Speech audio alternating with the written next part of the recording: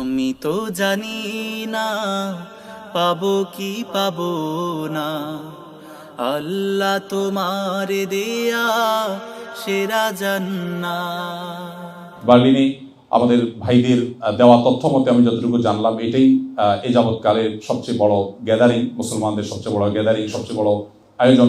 প্রিয় মাতৃভূমি থেকে হাজার হাজার কিলোমিটার দূরেও আপনাদের এভাবে সাড়া পাবো, সেটা সত্যি আমার জন্য আনন্দের বিষয়, তৃপ্তির বিষয়। আমি যে বার্লিনে দাঁড়িয়ে কথা বলছি, সে বার্লিনে মিউজিয়াম আছে, সে দেখার সুযোগ আমার হয়েছে। আরও কিছু জায়গা আমি দেখেছি।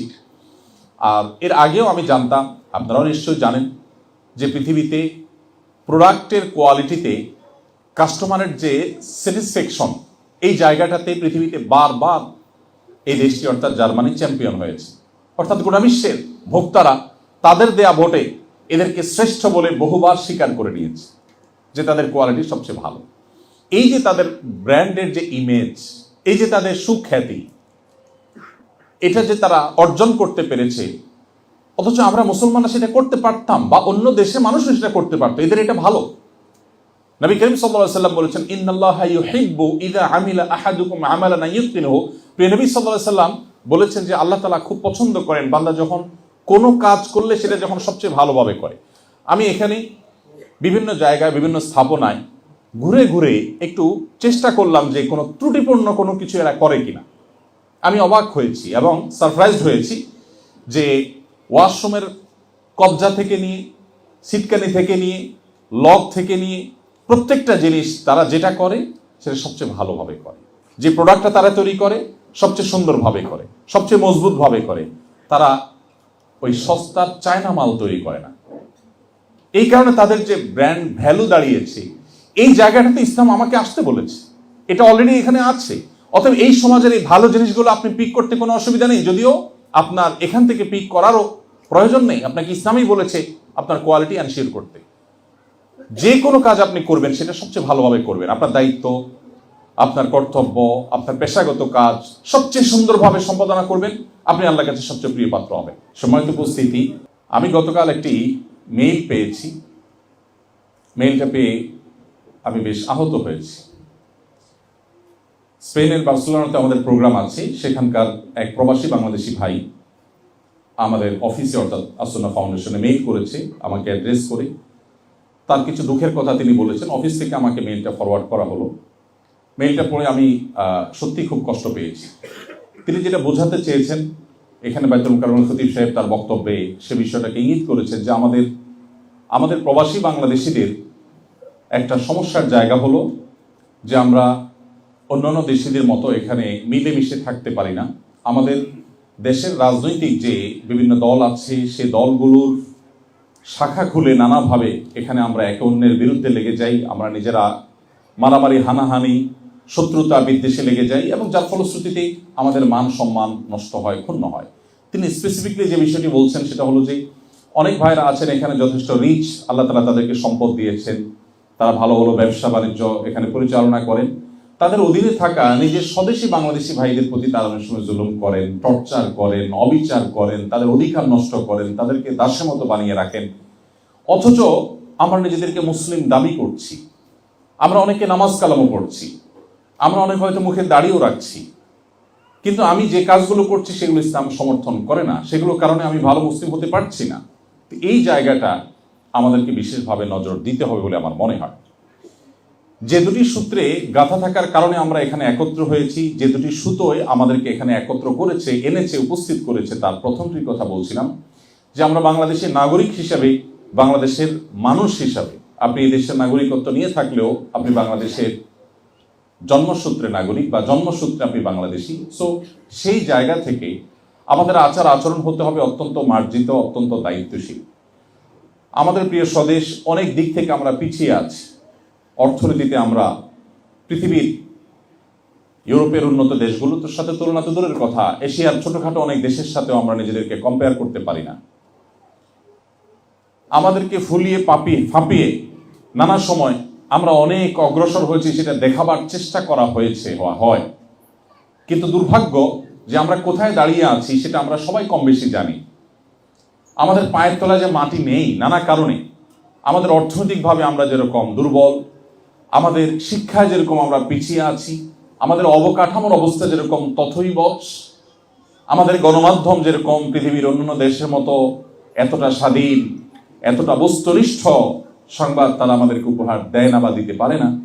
আমাদের যে নানা দিক থেকে সীমাবদ্ধতা আছে, আমরা যে পিছিয়ে আছি, সেটি আর নতুন করে বলবার অপেক্ষা রাখে না। কিন্তু সমাজ উপস্থিতি, আমরা আমাদের কর্মকাণ্ডের মধ্য দিয়ে, আমরা আমাদের সুন্দর আচরণের মধ্য দিয়ে, আমরা আমাদের শৃঙ্খলা এবং ডিসিপ্লিনের প্রতি আমাদের যে ভালোবাসা আছে সেটি প্রকাশ করবার মধ্য দিয়ে আমরা আমাদের দেশকে এই সমস্ত দেশগুলোতে বা ইউরোপের মতো, আমেরিকার মতো জায়গায় আমরা রিপ্রেজেন্ট করতে পারি। কিন্তু দুর্ভাগ্য হলো যে মধ্যপ্রাচ্য বলুন কিংবা মালয়েশিয়া, যেখানে বাংলাদেশি প্রবাসীদের সংখ্যা অনেক বেশি, আরও বিভিন্ন জায়গায় আমার যাওয়ার সুযোগ হয়েছে, সব জায়গায় একই অভিযোগ। এমনকি আমি নিজে 10-10টি বছর প্রবাসে কাটিয়েছি। আমি খুব কাছে থেকে দেখেছি যে আমাদের স্বদেশী ভাইয়েরা নিজেদের পায়ে কিভাবে কুঠারাঘাত করেন, কিভাবে নিজেদের বদনাম নিজেরা করেন, কিভাবে নিজেদের দুর্নাম তারা করেন। আমি আপনাদের কাছে আজ উদাত্ত আহ্বান করতে চাই যে আমাদের ভেদাভেদগুলোকে আল্লাহর জন্য ভুলে গিয়ে আমরা আমাদের নিজেদের মধ্যকার যে সম্পর্ক আছে, নিজেদের মধ্যকার যে বন্ধন আছে অ্যাজ এ বাংলাদেশি, সেটাকে আমরা সুদৃঢ় করবার চেষ্টা করব। আমাদের সকল ভিন্ন মতগুলোকে যতটা মিনিমাইজ করা যায় সেই চেষ্টা করব। এমন কিছু করব না যেটাতে আমাদের প্রিয় দেশটি, আমাদের দেশটিকে নিয়ে আমি যেটি বললাম যে গর্ব করবার মতো অনেক কিছু আমাদের নাই, অন্তত আমরা ডিসিপ্লিন, শৃঙ্খলা, অন্যান্য ক্ষেত্রে আমরা যেন প্রশংসা করতে পারি, সেই চেষ্টা আমরা অব্যাহত রাখবো। আল্লাহ আমাদের সবাইকে সেই তৌফিক দান করুন। সম্মানিত উপস্থিতি, সেই সাথেই আমরা মুসলমান, মুসলিম হিসাবে কিন্তু আমাদের একটা দায়িত্বশীলতার ব্যাপার আছে। এখানকার অন্য ধর্মের মানুষেরা তারা আমাদের ধর্মগ্রন্থ কিন্তু পড়ে না। তারা কি কোরআন পড়ে? তারা কি আমাদের হাদিস পড়ে? এখানকার অন্য ধর্মের মানুষরা কোরআন বা হাদিস না পড়লেও তারা কিন্তু আপনাকে আমাকে রিড করে। তারা ইসলামকে জাজ করে কোরআন হাদিসে কি আছে তা দিয়ে নয়, তারা ইসলামকে জাজ করে আপনি আমি কি করছি সেটা দিয়ে। সো আমরা যদি এমন কিছু করি যেটা ইসলাম সম্পর্কে তাকে নেগেটিভ ধারণা দেয়, তাহলে মনে রাখবেন জাহান্নামে যাওয়ার জন্য আর বেশি কিছুর প্রয়োজন নেই। কিয়ামতের ময়দানে যদি আল্লাহ তাআলা বলেন তুমি স্বদেশ থেকে হাজারো কিলোমিটার দূরে এমন একটি জায়গায় এসেছো যেখানকার মানুষ ইসলাম সম্পর্কে জানতো না, কিন্তু তোমার একটি ভুল পদক্ষেপের কারণে, তোমার একটি ভুল আচরণের কারণে, তোমার একটি ভুল কাজের কারণে তারা ইসলাম সম্পর্কে যে নেগেটিভ ধারণা নিল, ইসলামকে যে আসামির কাঠগড়ায় দাঁড় করালো, মুসলিম জাতির প্রতি যে একটা ভুল ধারণা নিল, এবং তুমি একা গোটা মুসলিম জাতির গায়ে যে কলঙ্ক লাগালে তোমার একটি ভুল কাজের জন্য, ভুল পদক্ষেপের জন্য, তাহলে সেক্ষেত্রে এই একটি অপরাধের দায় আমরা নিতে পারবো না, আল্লাহর কাছে কোনো জবাবদিহি করার সুযোগ থাকবে না। প্রিয় ভাইরা আমার, আমাদের দেশে আমরা যখন অবস্থান করি সেক্ষেত্রে আমাদের দায়িত্বশীলতা যে পরিমাণ থাকা উচিত, আমার ক্ষুদ্র জ্ঞান বলে যে আমরা দূর দেশে আসার পর, প্রিয় মাতৃভূমি থেকে অনেক দূরে আসার পর, দূর দেশে আসার পর আমাদের দায়িত্বশীলতাটা আরো অনেক বেশি বাড়া দরকার, অনেক বৃদ্ধি হওয়া দরকার। কারণ এখানে আমাকে কিন্তু দেখা হবে গোটা বাংলাদেশের মানচিত্র আমার বডিতে মানুষ খুঁজবে। অন্য দেশিরা আপনার বডিতে, আপনার চেহারায়, আপনার কাজে কর্মে গোটা বাংলাদেশকে সে খোঁজার চেষ্টা করবে যে বাংলাদেশ এরকম। ঠিক একইভাবে আপনার মধ্যে গোটা ইসলামকে সেই পড়ার চেষ্টা করবে, রিড করার চেষ্টা করবে, বোঝার চেষ্টা করবে। সো এখানে আমাদের দায়িত্বশীলতা অনেক বেশি থাকতে হবে।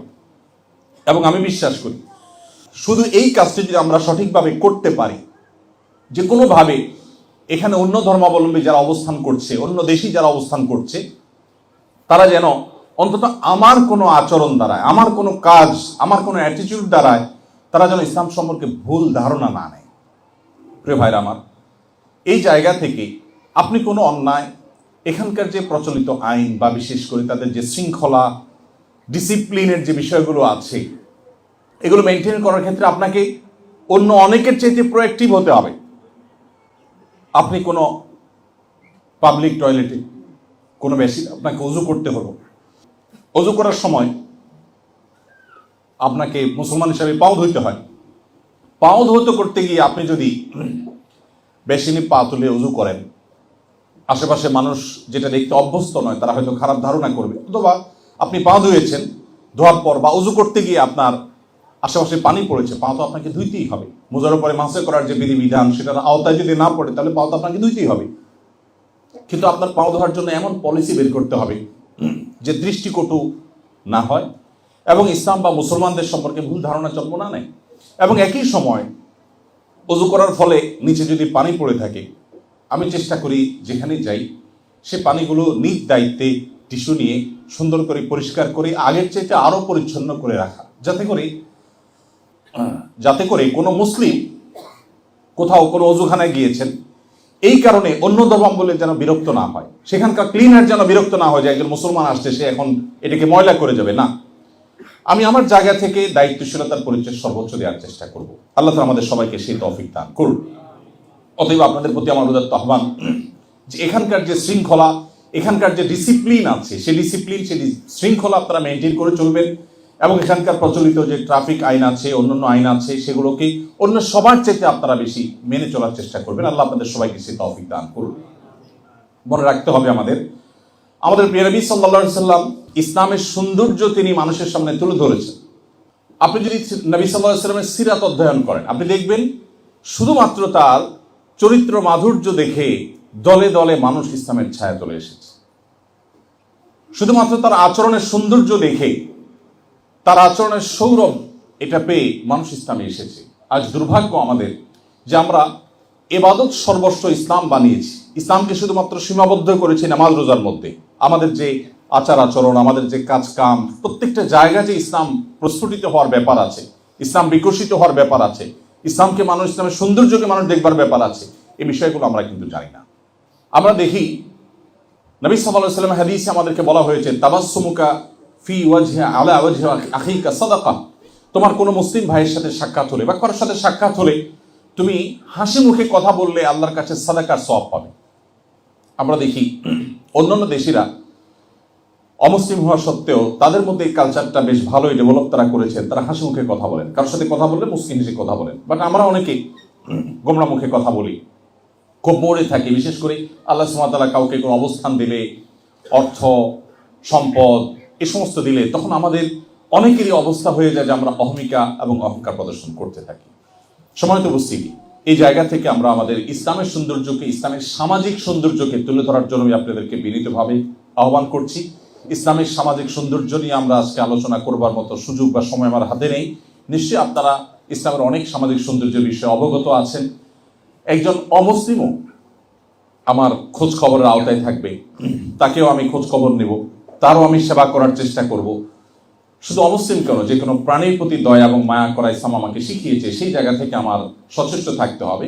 এক কথায় আমার সার্বিক কর্মকাণ্ডের মাধ্যমে ইসলামের সৌন্দর্যগুলো যেন ফুটে ওঠে, এগুলো দেখে যেন মানুষ আগ্রহী হয়ে, কৌতূহলী হয়ে ইসলামকে রিড করতে চায়, কোরআন এবং হাদিসকে পড়তে চায়, যে ইসলামের সৌন্দর্য কি আছে। একজন মুসলিম যদি এত ভালো হয় তাহলে কোরআন হাদিস না জানি আরো কত ভালো কিছু বলা আছে। তো সেই চেষ্টা আমরা করবো। আল্লাহ আমাদের সবাইকে সেই তৌফিক দান করুন। এরপরে যে পয়েন্টটি আমি আপনাদেরকে বলতে চাই তা হলো আমাদের আত্মপরিচয় যেন আমরা ভুলে না যাই। এই বিষয়টি খুবই গুরুত্বপূর্ণ। আমরা অনেকে আছি যে হীনমন্যতায় ভোগী খুব বেশি। আমরা বাংলাদেশের মানুষ অনেক দিক থেকে আমরা পিছিয়ে আছি, যেটা আমিও বললাম। কিন্তু কিছু জায়গায় আমাদের কিন্তু ইউনিকনেস আছে, কিছু জায়গায় আমাদের গর্ব করবার মতো অনেক বিষয় আছে। যেমন পারিবারিক ব্যবস্থাপনা, ফ্যামিলি ব্যবস্থাপনায় পৃথিবীর অন্য অনেক দেশের চাইতে, পৃথিবীর অন্য অনেক প্রান্তের চাইতে আল্লাহর অনুগ্রহে আমরা ভালো অবস্থানে এখনো আছি। যদিও দুর্ভাগ্য আমাদেরও এখন পারিবারিক অবস্থা খুব ভয়ঙ্কর লেভেলে চলে যাচ্ছে। আমাদের সংসারগুলো ভেঙে যাচ্ছে, দাম্পত্য সম্পর্কগুলো ঠুনকো হয়ে যাচ্ছে, স্বামী স্ত্রীর মধ্যে সম্পর্ক দিন দিন খারাপ হয়ে যাচ্ছে। বাবা মায়ের সাথে সন্তানের যে বন্ডিং এক সময় ছিল সেটা আস্তে আস্তে কমে যাচ্ছে। ভাই বোনের সাথে যে সৌহার্দ্যপূর্ণ সম্পর্ক আমাদের ঐতিহ্য ছিল সেটা আস্তে আস্তে হারিয়ে যাচ্ছে। তারপরেও আমরা স্টিল যে জায়গায় দাঁড়িয়ে আছি, পৃথিবীর অনেক উন্নত, অনেক সভ্য, অনেক শিক্ষিত, অনেক আধুনিক অনেক সমাজের চাইতে আমরা ভালো অবস্থানে আছি। আমি খুব দুঃখের সাথে লক্ষ্য করেছি আমাদের অনেক ভাইয়েরা আছেন, আমাদের অনেক বোনরা আছেন যারা নিজেদের আইডেন্টিটি ক্রাইসিসে তারা ভোগেন। তারা মনে করেন সব দিক থেকে আমাদের বোধহয় অন্যদের মতো হয়ে যেতে হবে, অন্যদের সবকিছু বোধহয় আমার গায়ে মাখতে হবে, তাহলে বোধহয় আমি জাতে উঠতে পারবো, তাহলে বোধহয় আমি অনেক সভ্য হতে পারবো, তাহলে বোধহয় আমি অনেক স্মার্ট হতে পারবো। আমি খুব দৃঢ়তার সাথে বলতে চাই, আমাদের দেশের যে কালচার আছে সেই কালচারটা বেশিরভাগ ক্ষেত্রেই আমরা জানি যে সেই কালচার সাথে ইসলামের সাথে সংঘর্ষ নেই। অর্থাৎ একাধারে আমি বাংলাদেশি এবং একাধারে আমি মুসলিম, আমার কমন কালচারের যে জায়গাগুলো আছে সেগুলোকে আমরা দূরদেশে থেকেও অত্যন্ত শক্তভাবে আলিঙ্গন করার চেষ্টা করব। আপনি যদি আপনার ইতিহাস, আপনার অতীত পৃথিবী থেকে মুছে ফেলতে না চান, আপনি যদি আপনার চিহ্ন পৃথিবীতে রেখে যেতে চান, আপনি যদি চান যে আপনার যে চেইন আছে, যেই চেইন ধরে আপনি এ পর্যন্ত পৃথিবীতে এসেছেন, এই চেইনটা আরো 200-400 বছর সামনে থাকুক, এটা যদি আপনি চান, তাহলে আপনাকে অবশ্যই আপনার যে আইডেন্টিটি আছে, আপনার যে পরিচয় আছে, গর্বের সাথে সেই পরিচয়কে আপনার ধারণ করবার সংগ্রাম আপনাকে চালাতে হবে। আপনার দুটি পরিচয়ের একটি হলো ভৌগোলিক পরিচয়, আপনি বাংলাদেশি, আরেকটি পরিচয় অনেক বড়, সেটি হলো আপনি একজন মুসলিম। সো মুসলমান হিসাবে আপনার যে পরিচয় আছে, আত্মপরিচয় আছে, এই পরিচয় নিয়ে আপনার কোনো প্রকার হেজিটেশন করা চলবে না। অতএব আপনার এই আত্মপরিচয়, এটাকে টিকিয়ে রাখবার জন্য আপনাকে সংগ্রামী হতে হবে।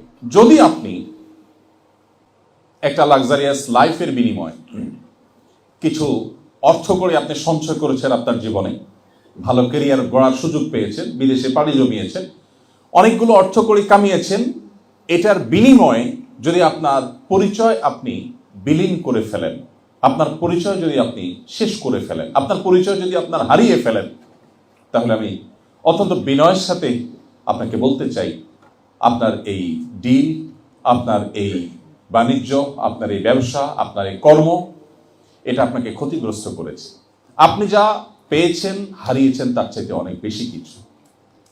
আপনি আপনার ঈমানকে বিসর্জন করবার বিনিময়ে যদি গোটা পৃথিবীর সকল রাজত্ব আপনার পায়ের কাছে এনে উপস্থিত করা হয়, তাহলে সেটা কম হবে। এই একটা কনসেপ্ট আমাদের কাছে ক্লিয়ার না থাকার কারণে আমরা অনেকেই ভিন্ন পরিবেশে এসে আমাদের নিজের যে স্বকীয়তা আছে, আমাদের যে বৈশিষ্ট্য আছে, বিশেষত্ব আছে, আমাদের যে ইউনিকনেস আছে, আমাদের যে ভালো দিকগুলো আছে, সেগুলোকে আমরা পানির সাথে মিশিয়ে ফেলি। আমার যদি ক্ষমতা থাকতো, সামর্থ্য থাকতো, সুযোগ থাকতো, আমি আপনাদের এক একজন করে হাতে হাত রেখে, চোখে চোখ রেখে, আপনাকে বুকে জড়িয়ে ধরে আমি বিনয়ের সাথে বলতাম যে প্লিজ, আপনি পৃথিবীর কোনো প্রলোভনে পড়ে আপনার পরিচয় কোনোভাবে ভুলবেন না। যদি আপনি ভুলে যান, তাহলে মনে রাখবেন, ঈমানের যে ধারা আপনার দাদা আপনার বাবার কাছে রেখে গেছেন, আপনার বাবা আপনার কাছে রেখে গেছেন, আপনি আপনার সন্তানের কাছে এটা রেখে যেতে পারছেন কিনা, এই বিষয়ে যদি স্ট্রং উত্তর আপনার ভেতর থেকে না আসে, তাহলে আপনার আরেকবার ভাবতে হবে যে আপনি সঠিক পথে আছেন নাকি ভুল পথে আছেন। আপনার আত্মপরিচয় যদি চলে যায়, আর কিছু পয়সা করি বা একটা লাক্সারিয়াস লাইফ আপনি পেলেন, একটা ভিন্ন ভালো পরিচয় আপনি পেলেন, যেটা নিয়ে অনেক প্রাউড করতে পারেন পৃথিবীতে, তাহলে আমি আবারও বলবো যে আপনি পৃথিবীর সবচেয়ে ক্ষতিগ্রস্ত মানুষগুলোর মধ্যে একজন হয়ে গেলেন। গ্রামে বসবাস করা সেই শিক্ষা বঞ্চিত, অভাবী, দরিদ্র মানুষ আপনার চাইতে অনেক বেশি রিচ, তিনি আপনার চাইতে অনেক বেশি সমৃদ্ধ, তিনি আপনার চাইতে অনেক বেশি ধনী, যিনি তার পরিচয়টাকে ধরে রাখতে পেরেছে। মনে রাখবেন, ইট একটা নির্দিষ্ট সময় যখন ইটের ভাটায় পোড়ানো হয়, একটা বিশেষ প্রসেসের মধ্য দিয়ে যখন সে ইটে পরিণত হয়, তখন সেই ইট কিন্তু সমুদ্রের পানিতেও যদি শত শত বছর পড়ে থাকে, তারপরেও তার অস্তিত্ব কিন্তু হারায় না, তার অস্তিত্ব ইট হিসাবেই থাকে। এজন্য তার মূল্য কিন্তু ইট হিসাবেই দেখে সমাজ বা মানুষ। চুলোর মাটি একইভাবে সেও আগুনে পড়ে, কিন্তু আগুনে পড়ে সে ইট হতে পারে না, যার ফলশ্রুতিতে 10 বছর 20 বছর মাটির চুলার মাটি আগুনে পড়ার পরও কিন্তু পানিতে তাকে ফেলে দেওয়া হলে হয়তো কয়েক ঘন্টার মধ্যে গলে পানির সাথে একাকার হয়ে যায়। এখানে ইট এবং চুলার মাটির পার্থক্য। আপনি কি চুলার মাটি হবেন নাকি ইট হবেন, ডিসিশন আপনাকে নিতে হবে। আপনার আত্মপরিচয় কি আপনি ভুলে যাবেন, নাকি আত্মপরিচয় আপনি ধরে রাখবেন? আপনি নিজের স্বকীয়তায় ভাস্বর এবং উজ্জ্বল থাকবেন কি থাকবেন না, এই সিদ্ধান্ত আপনাকে এখনই নিতে হবে। আমি বিনয়ের সাথে আপনাদেরকে বলতে চাই যে মুসলমান পৃথিবীর যেখানেই যাবে তার পরিচয় সে ভুলবে না, তার মিশন সে ভুলবে না, তার ভিশন সে ভুলবে না, তার লক্ষ্য থেকে সে বিচ্যুত হবে না। আমি সেজন্য আপনাদের সবাইকে আবার উদাত্ত আহ্বান করছি যে আমরা আমাদের নিজেদের পরিচয় এবং আইডেন্টিটি যেন ঠিক থাকে, সেভাবে আমরা নিজেদেরকে গড়ে তোলার চেষ্টা করব ইনশাআল্লাহ। এবং কোনোভাবেই জাতে ওঠার নাম করে আমাদের আইডেন্টিটি এটাকে নষ্ট করবার মতো কোনো কাজ যেন আমরা না করি, সেদিকে আমরা সচেষ্ট থাকব। এরপরে যে পয়েন্টটি আমি আপনাদেরকে দৃষ্টি আকর্ষণ করতে চাই তা হলো, পৃথিবীর প্রত্যেকটা দেশের প্রত্যেকটা সমাজের বিশেষ কিছু দিক থাকে, যে দিকগুলো একজন মুসলমান হিসেবে আমাদেরকে সতর্ক থাকতে হয়। আমরা আমাদের প্রিয় স্বদেশে যখন থাকি তখনও অনেক কাজ সেখানে আছে যে কাজগুলো থেকে মুসলমান হিসেবে আমাকে বেঁচে থাকতে হয়, শরীয়ত আমার জন্য হারাম করেছে। সে বিষয়গুলো থেকে এই পরিবেশে আপনাদেরকে বিশেষভাবে সতর্ক থাকতে হবে। আপনার যে সমস্ত অপরাধগুলো, যে সমস্ত গুনাহগুলো এখানে অহরহ হয়ে থাকে বা গুনাহগুলো করবার জন্য হাতছানি আপনাকে দিয়ে সবসময় ডাকছে, সেই গুনাহগুলো থেকে বাঁচার জন্য আপনাকে বিশেষভাবে সংগ্রাম চালাতে হবে, বিশেষভাবে বেঁচে থাকার চেষ্টা করতে হবে।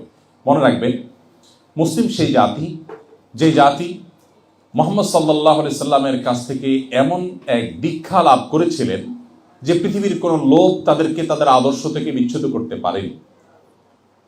আপনারা জানেন যে তুরস্কের ইস্তাম্বুলে সাহাবীর কবর আছে। আপনারা জানেন চায়নায় প্রিয় নবী সাল্লাল্লাহু আলাইহি সাল্লামের সাহাবীর কবর আছে। রাশিয়াতে, পৃথিবীর বিভিন্ন দূর দূরান্তে আমাদের নবী সাল্লাল্লাহু আলাইহি সাল্লামের প্রিয় সাহাবীদের কবর আছে। তারা সবাই এসেছেন সেখানে তাদের ইসলামের সৌন্দর্যকে গোটা পৃথিবীতে, সৌরভকে ছড়িয়ে দিতে, মানুষকে আলোর পথে আহ্বান করতে এসেছেন। তারা কেউ সেখানে নিজেদের আত্মপরিচয় বিলীন করে দেওয়ার মতো কোনো কাজ তারা করেননি, বা সেরকম কোনো বিষয় তাদের দ্বারা হয়নি, যার কারণে তারা চলে গেছেন। তাদের আদর্শ বুক উঁচু করে, মাথা উঁচু করে পৃথিবীতে এখনো টিকে আছে, ১৫০০ বছর পর্যন্ত টিকে আছে। আমি সেজন্য আবারও বলতে চাই, আপনি যদি হারিয়ে যেতে না চান পৃথিবী থেকে, তাহলে আপনার আত্মপরিচয়কে টিকিয়ে রাখার সংগ্রামে আপনি আপোষহীন থাকতে হবে। সম্মানিত উপস্থিতি, সেজন্য বিশেষ বিশেষ যে সমস্ত গুনাহগুলো এই পরিবেশে হয়ে থাকে, সেই গুনাহগুলো থেকে আপনাদের বেঁচে থাকার জন্য অত্যন্ত যত্নশীল হতে হবে। আরেকটি বিষয় আপনাদের আমি দৃষ্টি আকর্ষণ করতে চাই, তা হলো আপনারা সবাই জানেন প্রত্যেকটা সমাজের ভালো এবং মন্দ দিক আছে।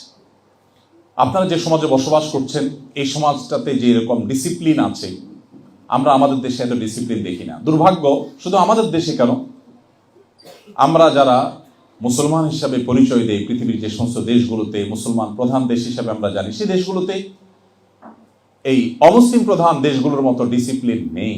এটা আমাদের জন্য লজ্জার, এটা আমাদের জন্য দুঃখের, এটা আমাদের জন্য বেদনার এবং আত্মসমালোচনার বিষয়। আমরা জানি ইসলাম শৃঙ্খলার কথা বলে। আমাদের প্রিয় নবী সাল্লাল্লাহু আলাইহি ওয়াসাল্লামের যে সুন্নাহ, এই পুরো সুন্নাহ আমাদেরকে শুধু শৃঙ্খলার কথা বলে। আপনি দেখবেন আমাদের প্রিয় নবী সাল্লাল্লাহু আলাইহি ওয়াসাল্লাম রাতে তাড়াতাড়ি ঘুমানোর জন্য নির্দেশ করতেন।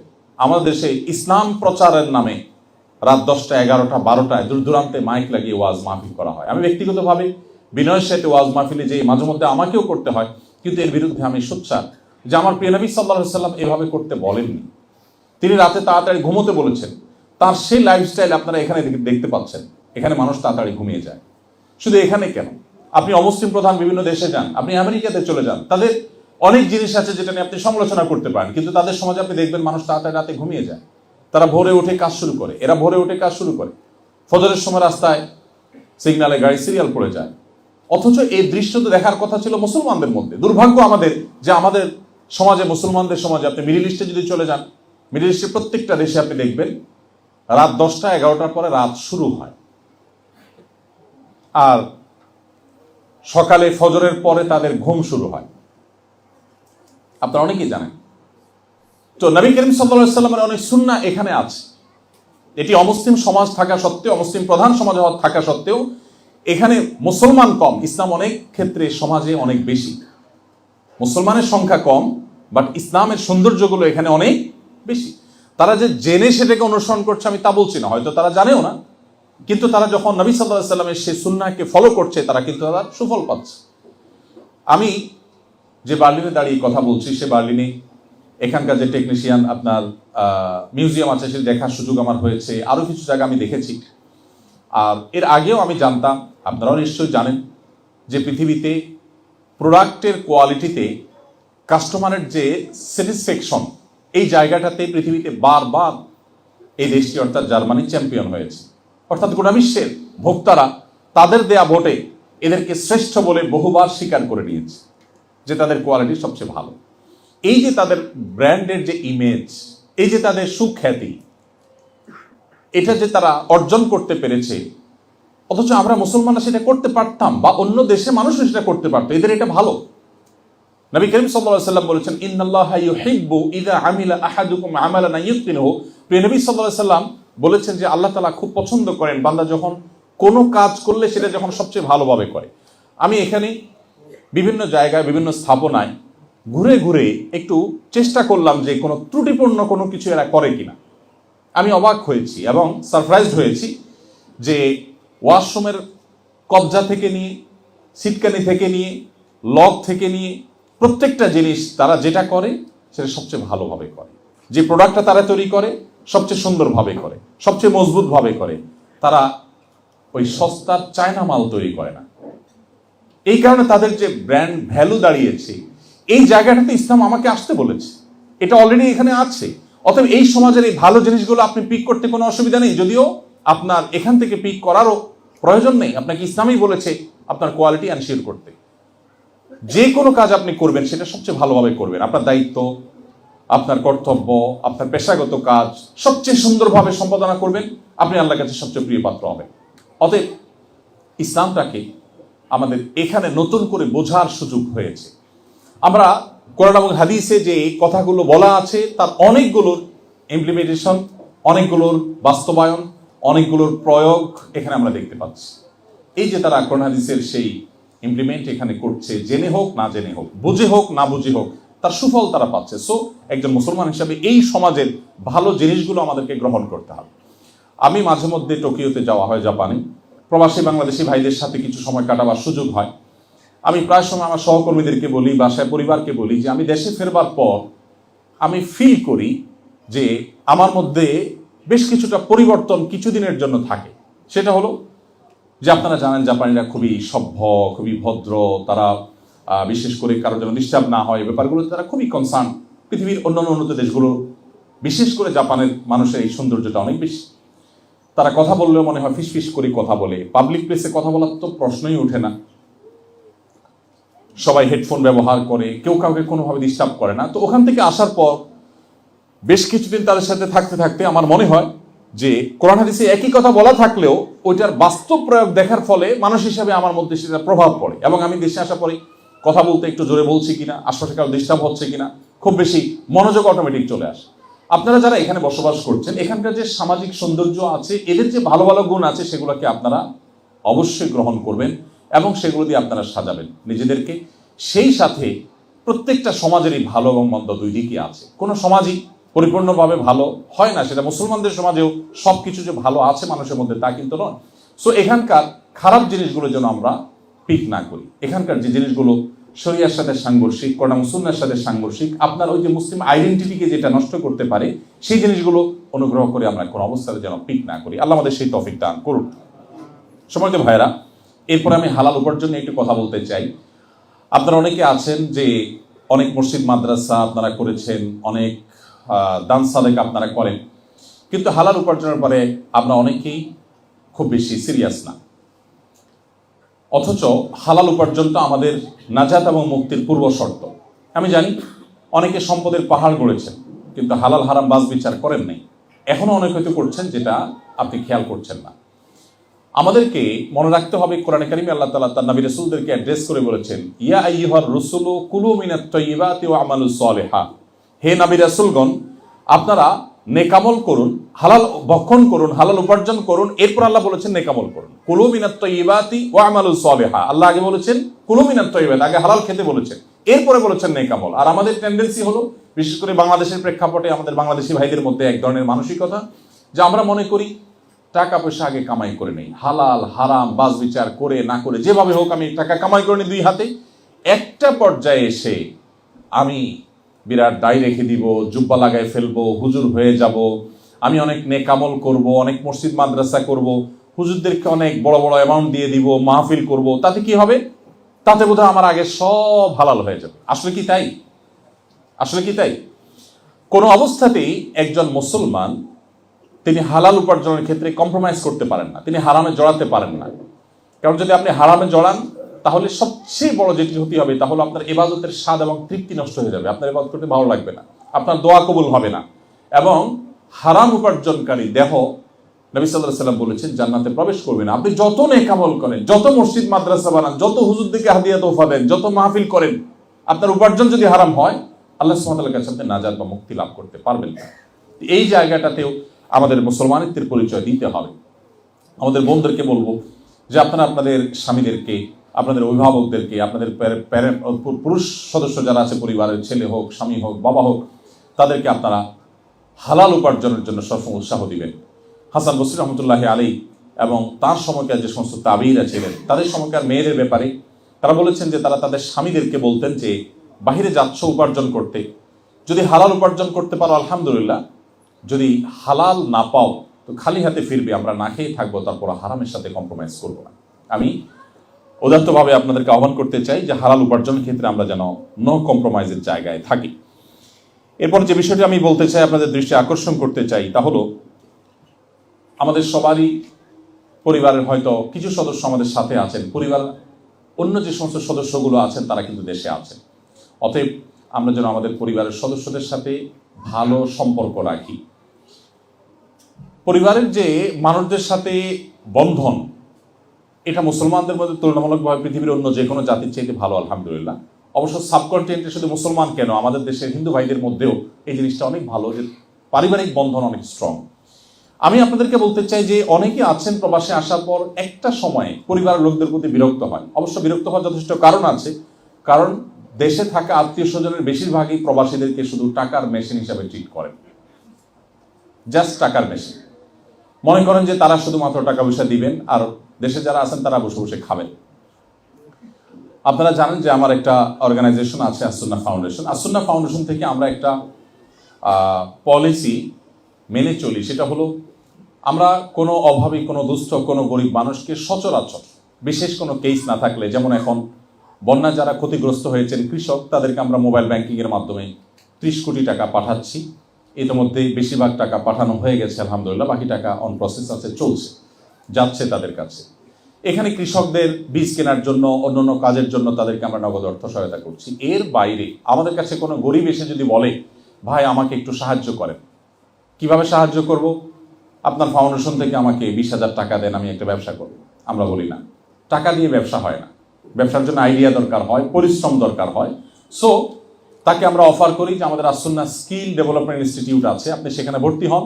সেখানে আপনি যে পর্যায়ের হন, মহিলাদের জন্য আলাদা, মেয়েদের জন্য স্মার্ট টেইলারিং এবং ব্লক বাটিকের ট্রেনিং এর আমাদের সেকশন আছে, সেখানে মেয়েরা ট্রেনিং নিচ্ছে। ট্রেনিং এর পর তাদের পেছনে এক একজন বোনদের পেছনে, এক একজন মহিলার পেছনে আমরা 1 লক্ষ টাকা প্রায় খরচ করি।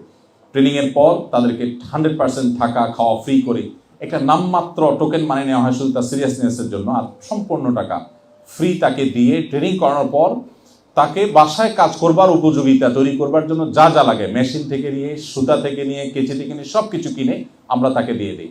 এবং তৈরি করার পর তিনি বাসায় গিয়ে প্রোডাক্ট তৈরি করার পর ওই প্রোডাক্টগুলো আমি আমার ফেস ভ্যালু দিয়ে সেল করে দেওয়ার চেষ্টা করি। আমাদের বিভিন্ন প্রোগ্রামে, বিভিন্ন ইভেন্টে আমরা তাদের স্টল করে দিই, তারা তাদের মালগুলো বিক্রি করে তারা টাকা নিয়ে যান। এভাবে আমাদের বোনদেরকে আমরা স্বাবলম্বী করার চেষ্টা করি। পুরুষকেও যদি অভাবী আসে, আমরা বলি তুমি যদি অশিক্ষিত হও, স্বল্প শিক্ষিত হও, তুমি আমাদের ড্রাইভিং স্কুলে ভর্তি হয়ে যাও। তোমার যদি আগ্রহ থাকে সেক্ষেত্রে আমার সে প্রশিক্ষণ আছে, সেখানে ভর্তি হয়ে যাও। তুমি যদি এইচএসসি কমপ্লিট করে থাকো তাহলে আমাদের কম্পিউটার বিভিন্ন কোর্স আছে, স্মল বিজনেস ম্যানেজমেন্ট কোর্স আছে, অফিস ম্যানেজমেন্ট কোর্স আছে, অ্যাকাউন্টিংয়ের উপরে কোর্স আছে, সেগুলো করো। তুমি যদি গ্রাজুয়েশন করা থাকো তাহলে সেক্ষেত্রে আমাদের ওয়েব ডেভেলপমেন্ট কোর্স আছে, সেগুলো করো। ট্রেনিংয়ের পর 100% এই মানুষগুলোকে আমরা চাকরি দেওয়ার চেষ্টা করি। আমার এই এক্সপিরিয়েন্স আপনাদের সাথে শেয়ারের জন্য করছি। আপনারা প্রবাসী হিসাবে আমি জানি আপনাদের দিকে দেশে শত শত মানুষ তাকিয়ে আছে, পুরো গ্রামের মানুষ তাকিয়ে আছে, শুধু আত্মীয় স্বজন না। কেউ ডিমান্ড করছে একটা মোবাইল, কেউ ডিমান্ড করছে যে আপনি তাকে একটা বাইক কিনে দিবেন, কেউ হয়তো ডিমান্ড করছে তাকে আপনি কিছু ক্যাশ টাকা দিবেন। আমি আপনাদেরকে অনুরোধ করব যে প্রবাসী হিসাবে আমাদের এই প্যারাটা নিতে হয়, কিন্তু এটার কারণে আমরা অনেকে বিরক্ত হয়ে আত্মীয় স্বজনের সাথে সম্পর্ক ছিন্ন করে দিই। আমি আপনাদেরকে বলতে চাই যে আপনারা এই জায়গাটাতে একজন মুসলমান হিসাবে আত্মীয় স্বজনের সাথে সুসম্পর্ক বজায় রাখার ক্ষেত্রে আপনাদেরকে নো কম্প্রোমাইজের লেভেলে যেতে হবে। কোনোভাবে আত্মীয় স্বজনের সম্পর্ক নষ্ট করা যাবে না। অনেক বোন আছেন যারা স্বামীদেরকে তাদের ভাই বোনদের সাথে সুসম্পর্ক বজায় রাখার ক্ষেত্রে বাধা সৃষ্টি করে বা অ্যাটলিস্ট মন খারাপ করেন যে এত কেন। আবার পুরুষদের অনেকে আছেন যে নিজের বাপ ভাই তাদেরকে নিয়ে যত টেনশন করেন, চিন্তা করেন, শ্বশুরবাইয়ের যারা আছেন, স্ত্রীর দিককার যারা আছেন তাদের দিকে ততটুকু খেয়াল করেন না। এখানে ব্যালেন্স করতে হবে। তবে আত্মীয় স্বজনের সাথে সুসম্পর্ক বজায় রাখা এটা আমাদের পার্ট অফ ইবাদাহ, এটা আমাদের ইসলামের পার্ট, এটা আমাদের ইবাদতের পার্ট। এই জায়গাটাতে কিন্তু পৃথিবীর অন্য সব জাতি থেকে আমরা আলাদা। এই জায়গাটা থেকে অন্য সবার থেকে আমরা অনেক উচ্চতায় আছি, আমাদের ইউনিকনেস অনেক বেশি। নবী সাল্লাল্লাহু আলাইহি ওয়াসাল্লাম বলেছেন যে মান সাল্লাহু আন ইউবসাতা লাহু ফি রিজকিহি আও ইউনসা লাহু ফি আথারিহি ফালইয়াসিল রাহিমা। যে ব্যক্তি তার রিজিকের বৃদ্ধি চায়, যে ব্যক্তি তার হায়াতে বরকত চায়, সে যেন তার আত্মীয়তার সম্পর্ককে রক্ষা করে চলে, সম্পর্কগুলো ছিন্ন না করে। আমি ফাউন্ডেশনের বিষয়টা এই জন্য এনেছি যে আপনারা অনেকে আছেন আত্মীয় স্বজনের টাকা পয়সা চাওয়ার কারণে বিরক্ত হয়ে যান। আমরা আপনাদেরকে বলবো যে আপনারা চাইলে ফাউন্ডেশনের প্রশিক্ষণের মধ্য দিয়ে তাদেরকে আপনি স্বাবলম্বী করতে পারেন। আমরা ফাউন্ডেশন থেকে স্বাবলম্বীকরণ প্রকল্প হিসেবে আরেকটা কাজ করে থাকি, যেটা 2024-এর স্বাবলম্বীকরণ প্রকল্প আমাদের ইতিমধ্যে ক্লোজ হয়েছে। সারা দেশের প্রত্যেকটা জেলা থেকে আবেদন করবার অবারিত সুযোগ থাকে। সেখান থেকে আমরা প্রতি বছর 2 থেকে 2,500 ফ্যামিলিকে স্বাবলম্বী করে থাকি। যিনি গরু কিনে দিলে স্বাবলম্বী হবেন বলে মনে হয় আমাদের কাছে, তখন তাকে আমরা একটা গরু কিনে দিই। যার মনে হয় যে তাকে আমি কোনো একটা মেশিন কিনে দিলে তিনি স্বাবলম্বী হবেন, তখন সেটা কিনে দিই। আত্মীয় স্বজনের মধ্যে অনেকে আছেন যাদেরকে আপনাদের হেল্প করার সুযোগ আছে। আল্লাহ সুবহানাহু ওয়া তাআলার কাছে শুকরিয়া আদায় করতে হবে যে আল্লাহ আপনাকে এই সুযোগ দিয়েছেন। আপনি যদি এই সুযোগ না পেতেন, উন্নত দেশে না আসতেন, কিছু উপার্জন করতে না পারতেন, তাহলে সেক্ষেত্রে আপনাকে হয়তো অন্য কারোর কাছে ধর্ণা দিতে হতো, হাত পাততে হতো। সো বিরক্ত না হয়ে আমাদেরকে এখানে ধৈর্য ধারণ করতে হবে এবং নিজের দেশে থাকা রক্ত সম্পর্কে আত্মীয়দেরকে ভুললে চলবে না। এই জায়গাটাতে আমাদের খুব ভালো করে মনোযোগী হতে হবে। অনেকে আছেন প্রবাসে এসে একটা সময় নিজের ভাই বোন আত্মীয় স্বজন যারা আছেন তাদেরকে আর মনে রাখেন না, তারা এসে তাদেরকে ভুলে যান। তো এই জায়গাটাতে আমি আপনাদেরকে বিশেষভাবে অ্যাড্রেস করতে চাই। আর আমি আমাদের মায়েদেরকে একটু অ্যাড্রেস করে বলতে চাই, বোনদেরকে অ্যাড্রেস করে বলতে চাই যে আপনাদের দায়িত্ব অনেক বড়। আপনারা যারা এখানে আছেন, আপনাদের ছেলে মেয়েরা আছেন, আপনাদের দায়িত্বে সামান্য একটু অবহেলার কারণে যদি আপনার সন্তানটা একটু বিপদগামিতার দিকে চলে যায়, তো আল্লাহ সুবহানাহু ওয়া তাআলার কাছে এই জবাবদিহি করা বড় কঠিন হবে, বড় কঠিন হবে। আমি অনেক দেশে দেখেছি আমাদের প্রবাসী বাংলাদেশিদের যে তাদের সন্তানদের আইডেন্টিটি তারা মুছে ফেলে দিয়েছেন। এবং নবী সাল্লাল্লাহু আলাইহি ওয়াসাল্লামের সেই হাদিসটি আপনারা নিশ্চয়ই শুনেছেন বারবার। নবী সাল্লাল্লাহু আলাইহি ওয়াসাল্লাম বলেছেন, কুল্লু মাউলুদিন ইউলাদু আলাল ফিতরা। প্রতিটি মানুষ, প্রতিটি শিশু জন্মগ্রহণ করে ইসলামের উপরে। কোনো শিশু কিন্তু অমুসলিম হয়ে জন্মগ্রহণ করে না। সো প্রত্যেকটা শিশু বাই বর্ন মুসলিম, ইল্লা আন্না আবওয়াহু ইউহাউইদানিহি আও ইউনাসসিরানিহি আও ইউমাজ্জিসানিহি। তবে তার বাবা মা, শিশু যদি কখনো বিপদগামী হয়, ইসলাম থেকে বিচ্যুত হয়ে যায়, তার জন্য পরিপূর্ণ দায় বেশিরভাগ ক্ষেত্রে বাবা মায়ের। কোনো কোনো ক্ষেত্রে বাবা মার শত প্রচেষ্টা সত্ত্বেও সে বিপদগামী হয়, সেটা ভিন্ন। তবে বেশিরভাগ ক্ষেত্রেই বাবা মার দায়িত্বশীলতার অভাবে, তাদের ভুল সিদ্ধান্তের কারণে, ভুল পদক্ষেপের কারণে তাদের সন্তানরা বিপদগামী হয়। সো মায়েদেরকে বলতে চাই, আপনার সন্তানের মধ্যে ঈমানের বীজ বপন করা, তার মধ্যে ইসলাম সম্পূর্ণরূপে তার মধ্যে ধীরে ধীরে গড়ে তোলা, ইসলামের মধ্য দিয়ে তাকে বড় করা, এটা আপনাদের অনেক বড় একটা দায়িত্ব। সো মা বোনদেরকে বলতে চাই, এই দায়িত্বটা পালনে আপনারা যথেষ্ট সচেষ্ট হতে হবে। আমাদের অনেক বোনরা আছেন, বলেন যে আমার হাতে কাজ নেই, বাচ্চারা স্কুলে চলে যায়, হাজব্যান্ড কাজে চলে যায়, আমি কি করব? তাহলে আমিও বোধহয় কিছু একটা করি। সন্দেহ নেই, আপনি যদি শরিয়ার সীমানার মধ্যে থেকে করতে চান সেক্ষেত্রে করার সুযোগ আছে। বাট আপনি আপনার ঘরে যদি কাজ করতে চান, তাহলে আপনার কাজ করতে করতে পাগল হওয়ার মতো অনেক কাজ আপনার কাছে আছে। আপনি হয়তো আইডিয়া খুঁজে পাচ্ছেন না। আপনার বাসায় বসে আপনার স্কুলে থাকা বাচ্চাটার জন্য নানা প্ল্যান প্রোগ্রাম করতে পারেন। তার মনে অনেক কোশ্চেন থাকে এখানকার প্রতিকূল পরিবেশে, সেই কোশ্চেনগুলোর অ্যান্সার আপনাকে দিতে হবে, আপনি তাকে কনভিন্স করতে হবে। আপনি না পারলে অন্য কারো সহযোগিতা নিতে হবে, কারো সাহায্য নিতে হবে, কিন্তু দিন শেষে আপনাকে করতে হবে। অনেক ভাইরা আছেন যারা এক্ষেত্রে তারা উপার্জনের জন্য ব্যস্ত থাকার কারণে তারা সময় দিতে পারেন না। মায়েদের এখানে দায়িত্বটা অনেক বেশি। এই জন্য বোনদেরকে আমরা বলবো, আল্লাহকে ভয় করবেন। মনে রাখবেন, আপনার সন্তান যদি ঈমান হারা হয়ে যায়, তাহলে আপনার জাহান্নামে যাওয়ার জন্য শুধু এই একটা জিনিস যথেষ্ট হতে পারে। আর আমাদের তরুণরা যারা আছে, তাদেরকে আমি একটু কয়েকটি কথা বলে শেষ করবো ইনশাআল্লাহ। তরুণ বন্ধুরা, আমাদের প্রিয় নবী সাল্লাল্লাহু আলাইহি ওয়াসাল্লাম তরুণদেরকে অনেক বেশি ভালোবাসতেন। আপনারা জানেন, তিনি শুধুমাত্র তরুণদেরকে অ্যাড্রেস করে করে বলেছেন ইয়া মাশারাশ শাবাব। বিভিন্ন হাদিসে বলেছেন হে যুবক সম্প্রদায়, হে ইয়াংসরা, হে তরুণরা। এভাবে নবী সাল্লাল্লাহু আলাইহি ওয়াসাল্লাম বিভিন্ন সময় ইয়াংদেরকে আলাদা করে অ্যাড্রেস করে করে তার মনের কিছু আকুতির কথা বলেছেন। নবী করিম সাল্লাল্লাহু আলাইহি ওয়াসাল্লামের সভাসদে, তার মজলিসে যেমন সিনিয়রদের জায়গা ছিল, তেমন তরুণ আলী ইবনে আবি তালেব তার ডিসিশন মেকারদের একজন ছিলেন। তার ডিসিশন মেকারদের একজন ছিলেন বেলাল রাদিয়াল্লাহু তাআলা আনহু।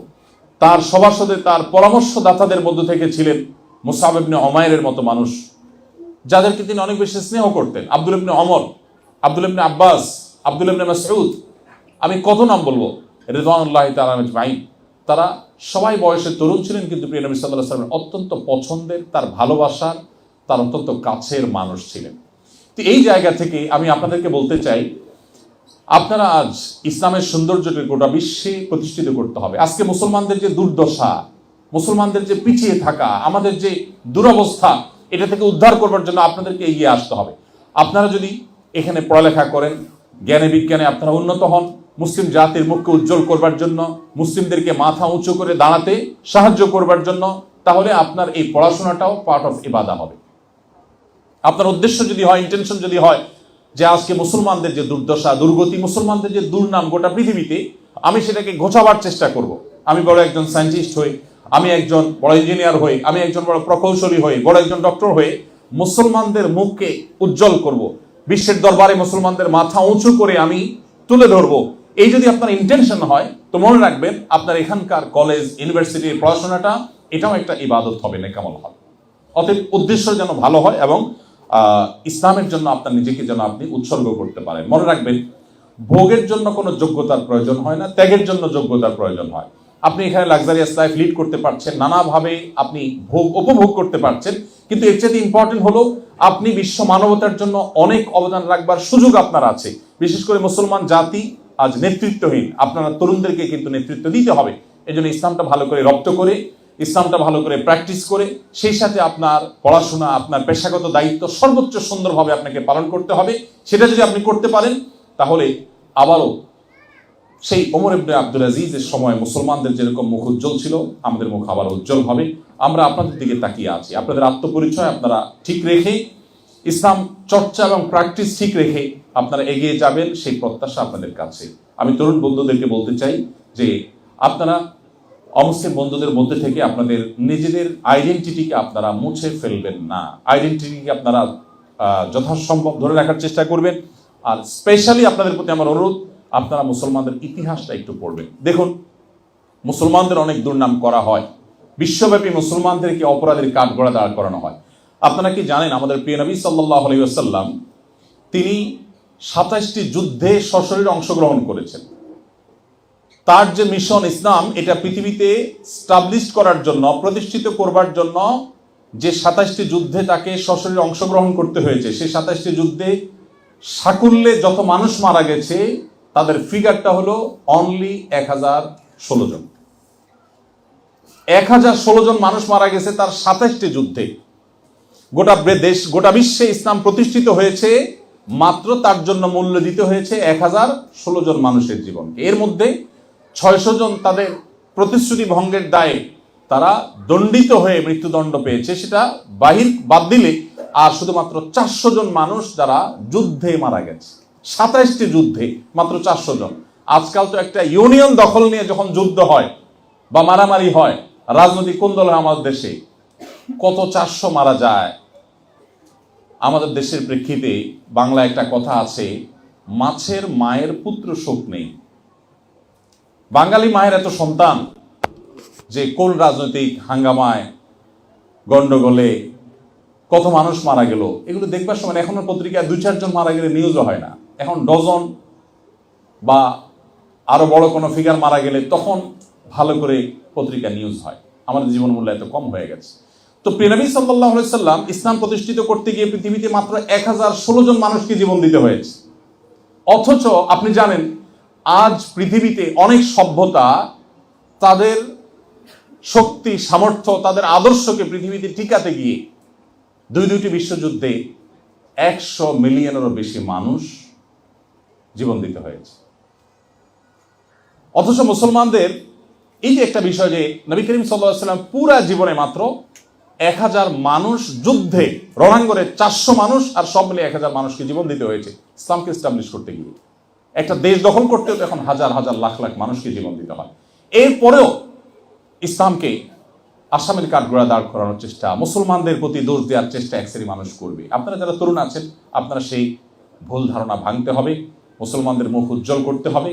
মুসলমানরা যে শান্তিকামী, শান্তি প্রতিষ্ঠা করতে চায়, তারা যে অশান্তি চায় না, তারা যে যুদ্ধ বিগ্রহ চায় না, তারা যে পৃথিবীতে বিশৃঙ্খলা চায় না, এটি আপনাদের কর্মের মাধ্যমে, এটি আপনাদের নিজেদের আদর্শের মাধ্যমে এটিকে আপনাদের প্রতিষ্ঠা করতে হবে।